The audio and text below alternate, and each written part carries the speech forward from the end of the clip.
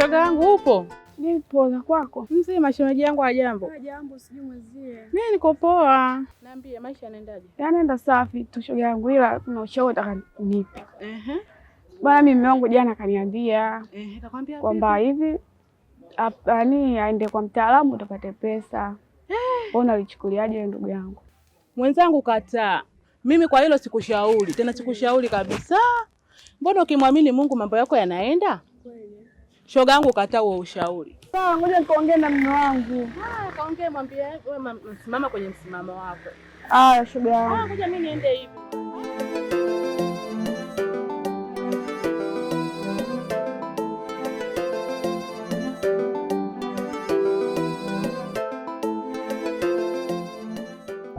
Mimi ndio bingwa.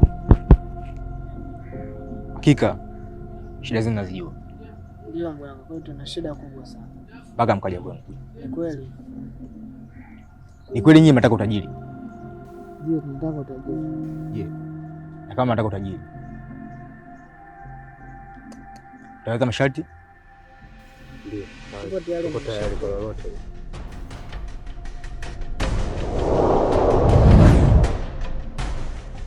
Kamata kitu. Ikitu hakikisha unaondoka nyumbani mkono ukiwa hivi hivi. Kitu hiki hakikisha hii ndio sumu ya kwenda kumwangamiza mke wako. Maana mke wako anataka kali sana. Sharti ya tajiri,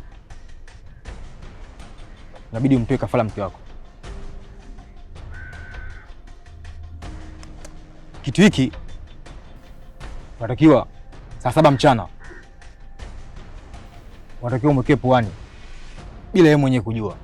Hakikisha hiyo siku hautaki kupokea kilichote kwa mke wako, amaanisha zawadi, pete, kacha na cheni. Naamini kufanya hivyo lazima mambo yaende sawa sawa. Mimi ndio bingwa, nimesaidia watu kibao. Sawa, nitajitahidi sana.